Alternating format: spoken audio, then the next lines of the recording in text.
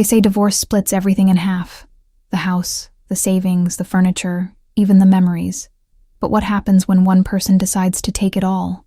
My husband walked away with everything I thought mattered. The cars, the accounts, the home we built together. He was so proud of himself, smirking like he'd won some kind of game. I couldn't believe how confident he was, how certain that he'd left me with nothing. The truth? He had no idea what he was really taking, and what he was leaving behind. Cheated, lied to, humiliated in front of everyone who mattered. I was shamed into silence while he paraded his victory. But here's the shocking secret he never saw coming. Everything he took was worthless compared to what he didn't know I had. Betrayal opened a door I didn't even know existed.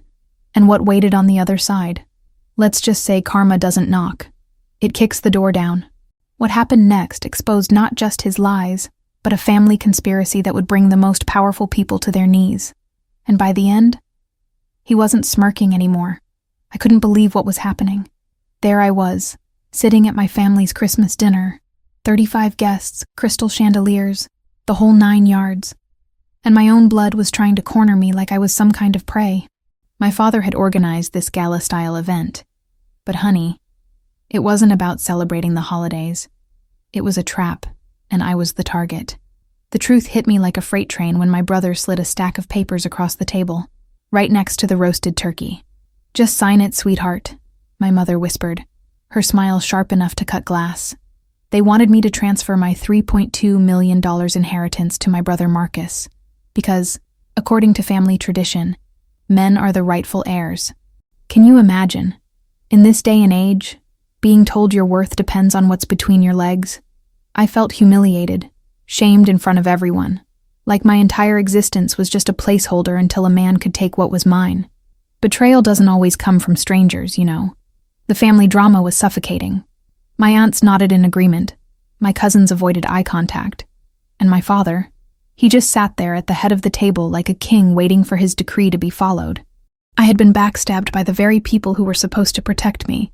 My dignity was being auctioned off between the appetizers and dessert, and nobody seemed to think there was anything wrong with that. The shocking part? They actually believed I would just comply. My hands were trembling, but not from fear, from rage. Years of being dismissed, overlooked, and treated like I was invisible had built up inside me like a pressure cooker. They saw me as weak, as someone who would bend. But here's the thing about justice and karma. Sometimes they take their sweet time, but they always show up. And payback? Well, let's just say I had learned a few things they didn't know about. Vengeance was brewing, and they had no clue. I looked around that table, the expensive silverware, the designer dresses, the fake laughter, and realized something that changed everything. This wasn't a family. This was a performance, and I had been playing the wrong role my entire life.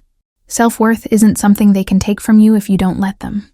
So I took a deep breath, put down my napkin, and made a decision that would shake the foundations of everything they thought they knew about me.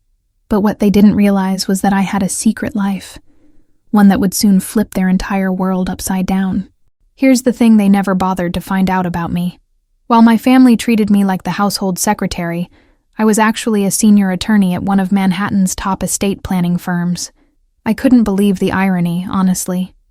They'd call me to schedule appointments, remind them of birthdays, organize family events, and the whole time I was closing million-dollar deals in a corner office with a view of Central Park.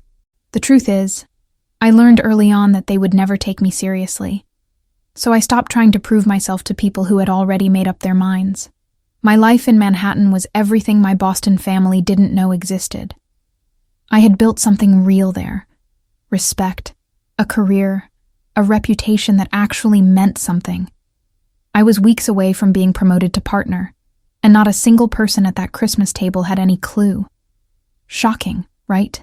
But that was the point. I had been lied to my whole life about what I could achieve, so I decided to achieve it in silence. Revenge isn't always loud. Sometimes it's just living your truth while others underestimate you. Every time my mother called to ask me to help out with some family errand, I'd be reviewing contracts worth more than their entire estate. The betrayal of being seen as less than had pushed me to become more than they could ever imagine. My colleagues in New York knew me as sharp, relentless, driven. My family? They thought I was just the quiet daughter who couldn't amount to much. That double life wasn't easy to maintain, but it was necessary. Self-worth sometimes means protecting your wins from people who would diminish them. I had a best friend, Sophia, who worked at my firm. She was the only one who knew both sides of my life, and she'd always say, "Girl, you're not crazy. They're just blind." Having her was like having proof that I wasn't imagining things.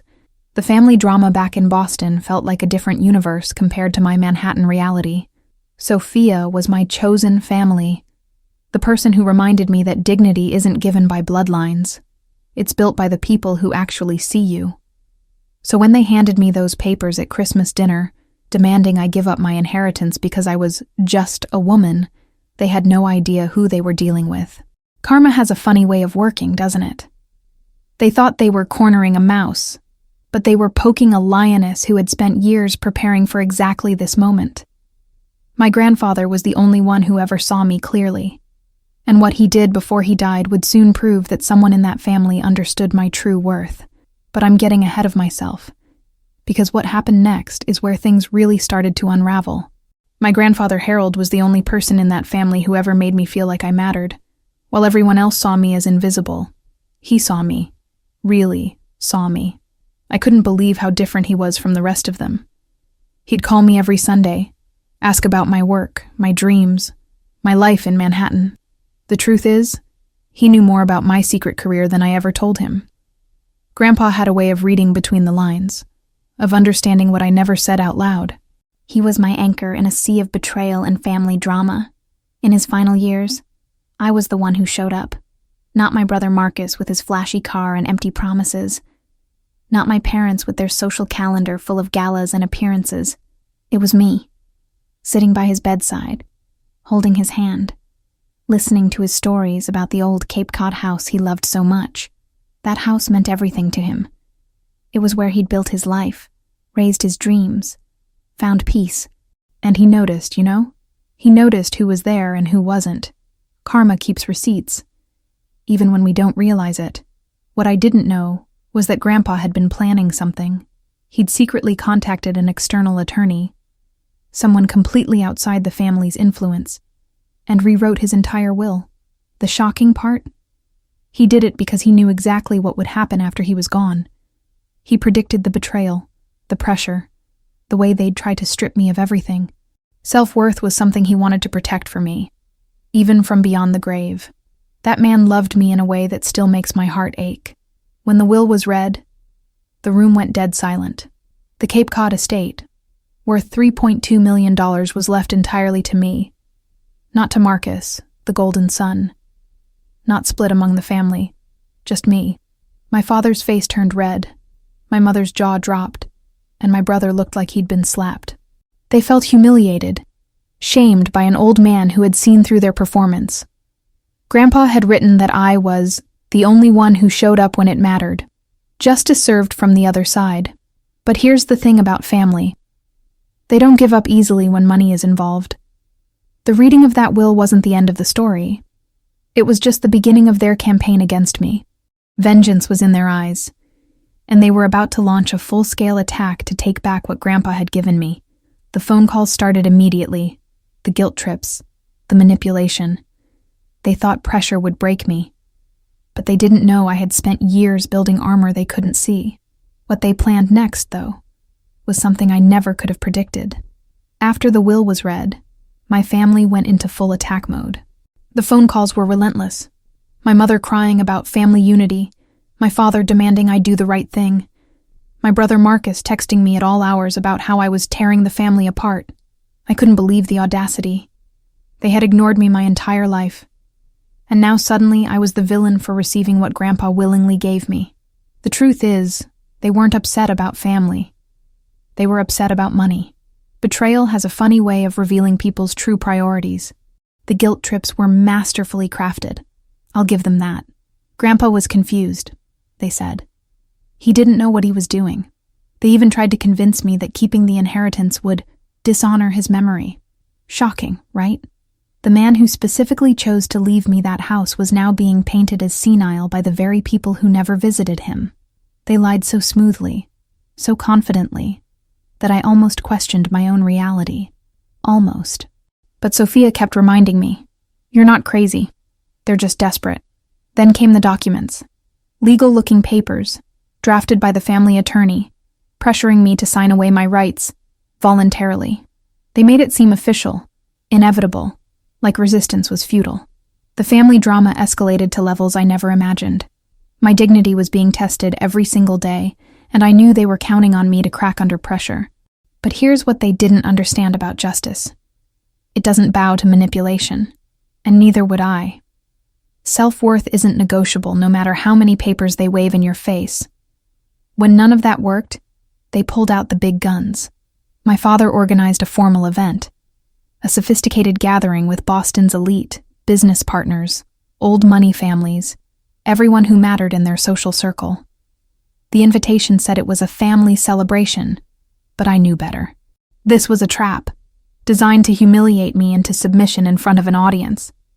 They wanted to shame me publicly, to corner me where saying no would make me look like the ungrateful daughter. Payback for daring to accept what was rightfully mine. I walked into that event knowing exactly what was waiting for me. 35 guests, champagne flowing, my family smiling like nothing was wrong. But behind those smiles was a calculated plan to force my hand. They thought public pressure would be my breaking point, that I'd crumble under the weight of social expectation. What they didn't know was that I had faced tougher negotiations in Manhattan boardrooms than anything they could throw at me. Revenge isn't always about fighting back. Sometimes it's about standing still while everyone expects you to fall. And what happened next? It exposed everything they tried so hard to hide. The moment of truth came faster than I expected. There I was, surrounded by Boston's finest, when my father stood up and made his move. He gave this beautiful speech about family legacy, tradition, and doing what's right. And then he turned to me with those papers in his hand. "Sweetheart, we've prepared everything. Just sign, and we can all move forward as a family." I couldn't believe he was doing this here, in front of everyone, like I was some puppet on a string. The truth was finally coming out, but not the way he planned. I looked him straight in the eyes and said one word. "No." You could hear a pin drop. The shock on people's faces was almost comical. Nobody says no to my father, especially not in public. His smile faltered, his jaw tightened, and I saw something shift behind his eyes. The mask he'd worn for decades started to crack right there in that ballroom. Betrayal works both ways, and he wasn't prepared for his own daughter to stand her ground. That single word changed everything. What happened next still gives me chills. My father grabbed my arm, hard. His fingers dug into my skin with a force that left marks, and he hissed through his teeth, "You will sign this." I was humiliated, shamed in front of 35 witnesses, and not a single person moved to help me. The family drama had turned into something darker, something that exposed the abuse hiding beneath all that sophistication. They all just watched, frozen, complicit in their silence. That's when I realized the shocking truth about these people. The pain in my arm was nothing compared to the pain of seeing who my family really was. My mother looked away. My brother smirked. The guests shifted uncomfortably but didn't intervene. Self-worth in that moment meant understanding that dignity doesn't come from people who watch you get hurt and do nothing. I had been backstabbed not just by action, but by inaction. Karma was taking notes, and so was I. Every face that turned away, every person who chose silence. I remembered them all. I pulled my arm free and stepped back, my heart pounding but my voice steady. "This is assault," I said, loud enough for everyone to hear. "And you all just witnessed it." The room went cold. The illusion shattered. My father's perfect reputation, his carefully constructed image, it was crumbling in real time. But just when I thought I was completely alone, the door opened. And the person who walked in? Let's just say my family had no idea that justice was about to arrive wearing a three-piece suit and carrying receipts they never saw coming. The door swung open, and in walked David Morrison, my boss, my mentor, and one of the most respected estate attorneys on the East Coast. I couldn't believe the timing. He stood there in his impeccable suit, scanning the room like he owned it, and suddenly the energy shifted completely. My father's grip on the situation loosened the moment David's eyes landed on him. The truth is, Grandpa had been David's client too, and he knew exactly what was supposed to happen with that inheritance. Justice had just walked through the door, and my family had no clue what was coming.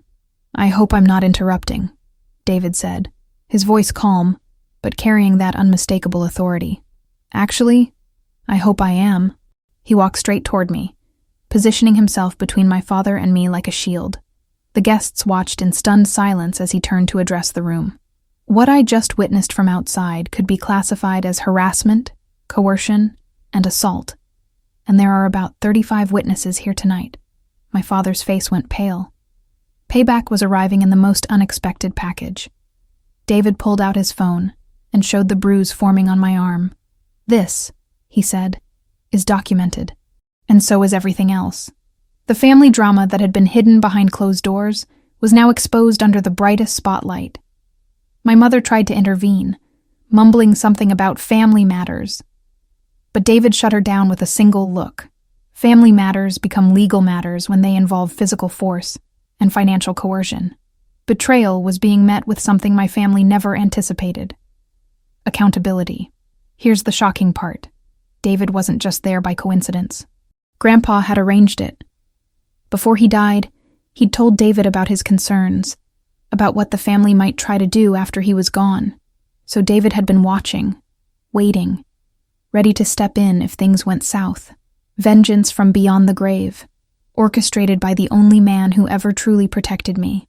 My self-worth had a guardian angel, and he was standing right there, dismantling my father's power one word at a time. Karma really does work in mysterious ways.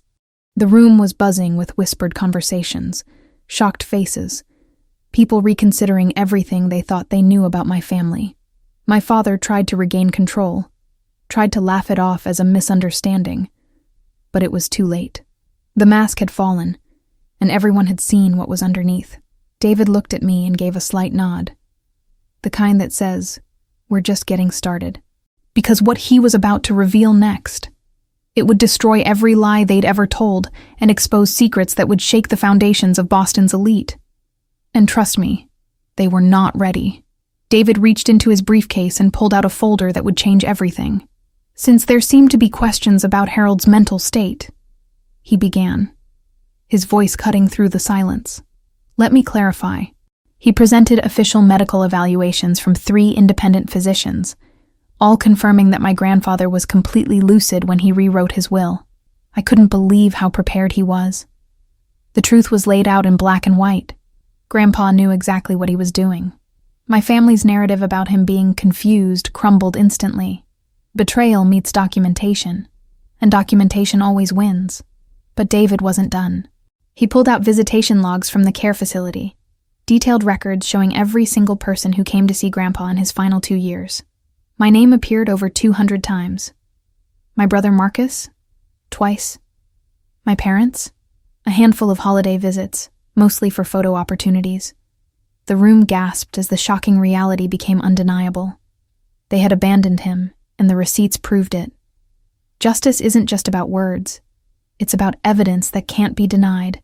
Karma had been keeping score all along. Then came the moment that broke everyone. David pressed play on a video, and there was Grandpa, alive, clear-eyed, speaking directly to the camera. "I know what my family will try to do after I'm gone," he said, his voice steady. "They will pressure my granddaughter, try to take what I've given her. But she earned this. She was there. She is the only one who showed up." I felt tears streaming down my face as his words filled the room. He had predicted their betrayal and left me armor I didn't even know I had.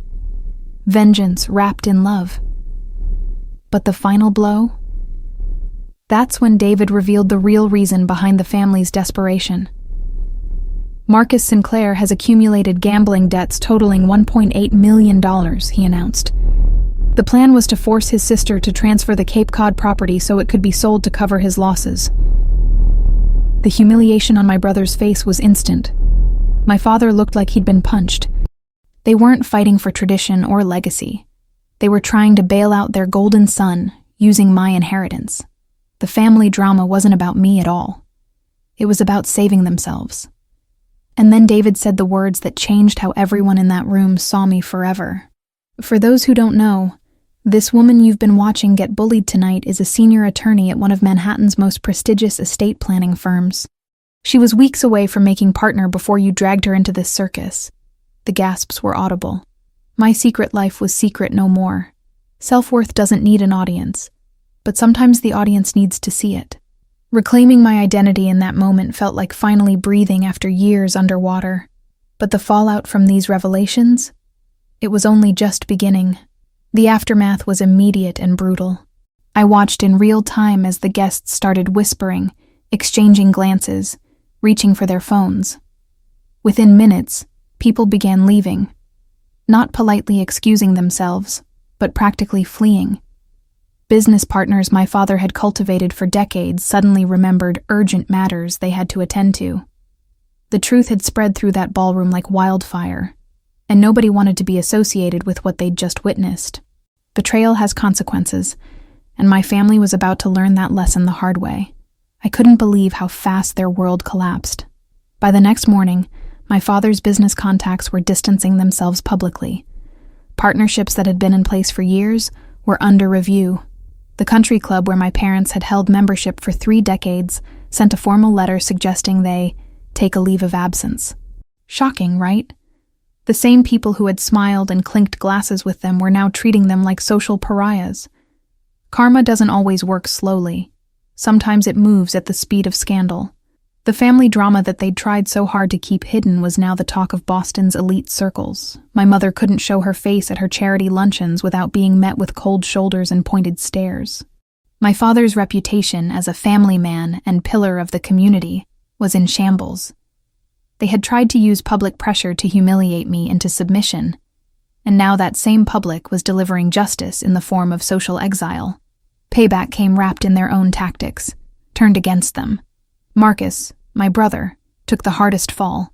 His gambling debts were now public knowledge, and the people he owed money to weren't exactly patient. The golden son, the heir apparent, was exposed as nothing more than a desperate man trying to steal from his sister to save himself. I felt a strange mix of vindication and sadness watching him unravel. He had backstabbed me without a second thought, but seeing someone hit rock bottom, even someone who hurt you, isn't something you celebrate. It's something you witness and learn from. My father tried to do damage control, releasing statements, calling in favors, but it was too late. The vengeance he'd tried to orchestrate against me had boomeranged with devastating precision. His empire of influence, built on image and perception, couldn't survive the truth. Reclaiming my dignity meant watching theirs disappear, and I won't lie, part of me felt satisfied. But another part of me knew that this wasn't the end of the story, because destruction is one thing, but what comes after, that's where the real choices begin.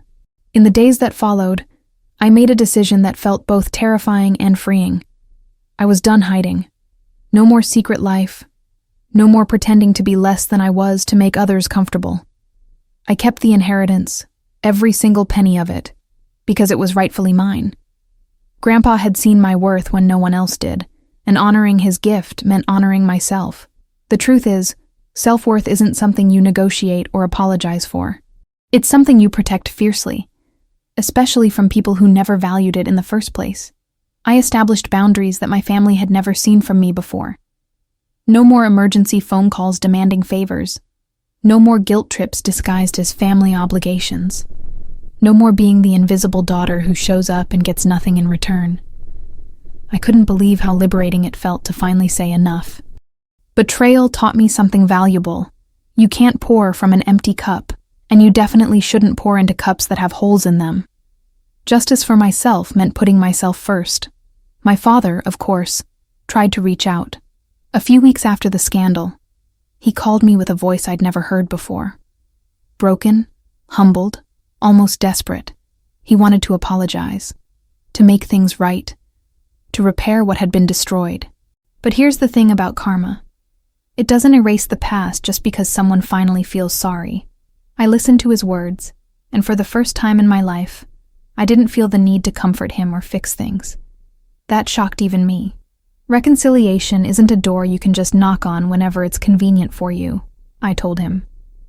It's something that happens on my terms, in my time, if it happens at all. The family drama had shifted power dynamics I thought were set in stone. Reclaiming my dignity meant understanding that forgiveness isn't owed, it's earned. And they hadn't earned it yet. Maybe they never would. But that wasn't my burden to carry anymore. Vengeance wasn't the goal. Freedom was. And I had finally found it. Setting those limits didn't make me cold or heartless. It made me whole. Sophia told me she'd never seen me so at peace, and she was right. The backstabbing, the lies, the years of being shamed and humiliated, all of it had led me here, to a place where I finally chose myself. Payback isn't always about destruction. Sometimes it's about construction. Building a life where toxic people can't reach you is the ultimate revenge. But there was still one more piece of this journey waiting for me, something Grandpa had left behind that would bring everything full circle. A few months after everything settled, I got the call I'd been working toward my entire career. I was officially made partner at the firm. I couldn't believe it was finally happening. But at the same time, I knew I had earned every bit of it. The truth is, all those years of hiding, of being underestimated, of building something real while my family treated me like nothing, it had all prepared me for this moment. Justice isn't always loud and dramatic. Sometimes it's a quiet promotion that validates everything you've ever worked for. Self-worth finally had a title to match. I moved into Grandpa's Cape Cod house that summer, walking through those rooms, touching the walls he'd touched, sitting in his favorite chair. It felt like coming home to a place I'd never actually lived. This wasn't just an inheritance. It was a symbol of everything I had fought for, and everything he had believed I deserved. Reclaiming that space meant reclaiming a part of myself that my family had tried to erase. The betrayal they'd orchestrated had led me right here, to a house full of love and memories that belonged only to me. While unpacking, I found an envelope tucked inside Grandpa's old desk, a letter he'd written before he passed. My hands trembled as I opened it. "My dearest girl," it began. "If you're reading this, it means you stood your ground. I always knew you would."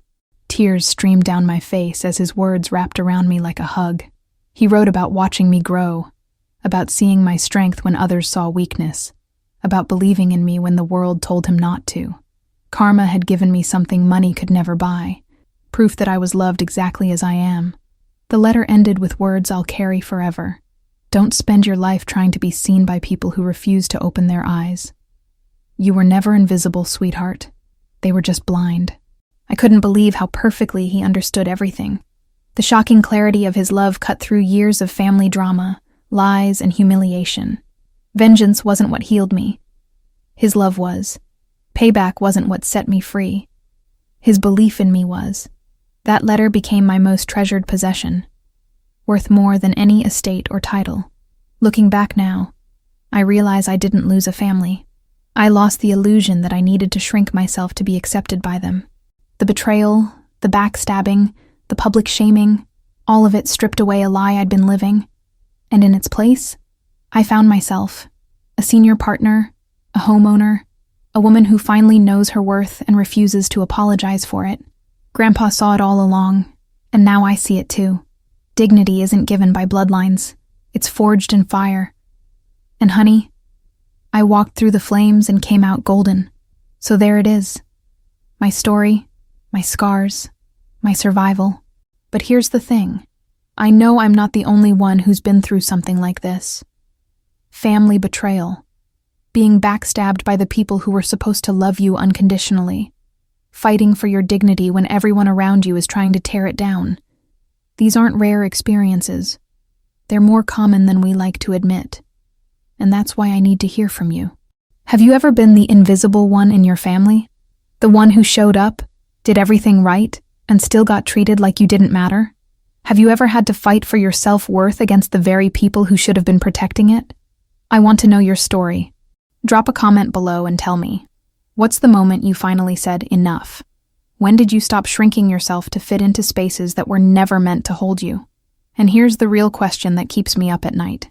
Do you believe family deserves forgiveness just because they're blood? Or Or do you think loyalty and respect have to be earned, no matter who you're related to? I'm genuinely curious what you think. Because the truth is, there's no easy answer. Justice looks different for everyone, and karma works on its own timeline. If this story hit home for you, if it made you feel something, anger, hope, recognition, anything, then you're exactly the kind of person who belongs in this community. Hit that subscribe button and turn on notifications so you don't miss stories like this one. We talk about the real stuff here: betrayal, vengeance, reclaiming your power, and finding justice when the world tries to take everything from you. Share this video with someone who needs to hear it today. Someone who's been lied to, cheated, humiliated, and made to feel like they're crazy for wanting more. Because the shocking truth is, you're not crazy. You're just waking up. And trust me, what's coming next on this channel? It's going to blow your mind. See you in the next one.